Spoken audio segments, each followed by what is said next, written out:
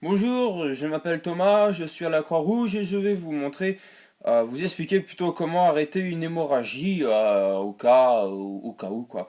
Donc tout d'abord, une hémorragie peut être n'importe où. Alors une hémorragie, qu'est-ce que c'est? Bah, c'est quand par exemple il y a une plaie et que le sang coule abondamment. Ce qui signifie que si on l'arrête pas, bah le sang va continuer à couler sans arrêt et puis bah le corps humain, enfin le corps va se vider et au bout d'un moment bah il va plus y avoir sang et puis il va mourir. Alors donc au cas où, alors s'il y a une plaie ici par exemple, ou même ça peut être ailleurs, mais on va prendre ici, s'il y a une plaie, donc tout d'abord, bah, ça va couler abondamment. Alors en fait il faut appuyer. Si c'est quelqu'un de votre famille, vous pouvez le faire directement au contact avec la main, parce que si c'est une personne, un inconnu par exemple, et que en fait vous appuyez comme ça, bah si vous avez une plaie, vous risquez d'avoir une infection. Donc c'est vraiment très dangereux. Donc si c'est une personne de votre famille, vous pouvez faire directement au contact de la main, mais si c'est une personne inconnue, il ne faut pas le faire pour éviter les infections. Donc on va dire pour une personne inconnue. Alors la personne qui saigne, si la personne est consciente, ce qui signifie elle réagit, elle parle tout ça, vous pouvez lui demander d'appuyer en attendant par exemple que vous trouvez quelque chose, alors un t-shirt par exemple pour appuyer dessus. Donc vous avez par exemple, vous avez trouvé ça, un chiffon, alors vous essayez de le plier en plus possible, voilà, comme ça. Et avec où il y a la plaie, vous venez appuyer comme ça.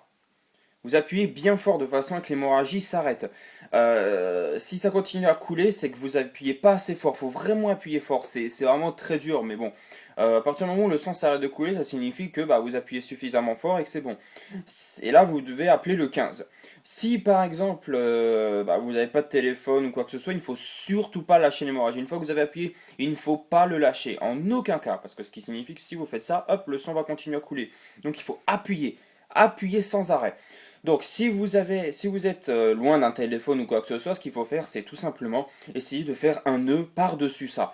Alors vous prenez un élastique, enfin pas, oui, un élastique ou même n'importe quoi qui permet, on va dire, de comprimer la plaie, on va dire, de remplacer votre main. Ça s'appelle un tampon relais. Donc vous prenez un élastique, une cravate ou même un t-shirt, même n'importe quoi qui permet en fait de faire un nœud, d'appuyer fort dessus, hein. Et donc comme ça vous pouvez appeler après le 15, mais je vous le dirai après. Donc au cas, donc je vais revenir là-dessus, mais si par exemple vous avez appuyé comme ça au contact directement comme ça, sans protection, sans rien du tout, bah c'est dangereux, parce que si la personne a le sida, vous pouvez l'avoir aussi. Mais si vraiment, si vous l'avez pas fait exprès, parce que c'est vrai que dans le feu d'action, on fonce et on se dit, tiens, bah, je vais appuyer comme ça, hop là. Bah, par exemple, ici, j'ai une plaie.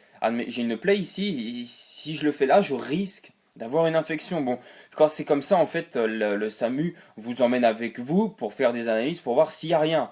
Bon, mais c'est juste qu'il faut quand même éviter. Donc, quand c'est comme ça, que vous avez appuyé, vous appelez le SAMU, donc il faut appeler le 15, parce que le 18, ça sert à rien. Ils vont vous transférer vers le 15 et ça perd encore plus de temps. Donc là, vous expliquez que vous dites votre nom, où vous êtes et votre numéro de téléphone. Comme ça, vous expliquez vraiment que c'est pas des conneries, parce qu'il y en a qui appellent et en fin de compte, c'est n'importe quoi. Vous dites que vous êtes en présence d'une personne qui a une hémorragie au niveau du corps. Donc là, c'est le bras. Ici, non, là, c'est l'avant-bras, pardon. Là, c'est le bras. Donc vous dites qu'il y a une hémorragie à l'avant-bras droit et que vous avez besoin de renfort, que vous avez arrêté l'hémorragie, et donc bah, vous demandez au SAMU de vous envoyer quelqu'un. Bon, il va le faire quand même. Voilà, donc c'était comment arrêter une hémorragie.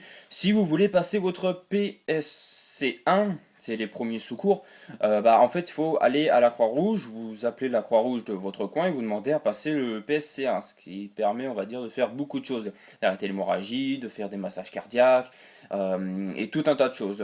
Franchement, je vous conseille de le passer parce que bah, c'est important. Voilà, au revoir.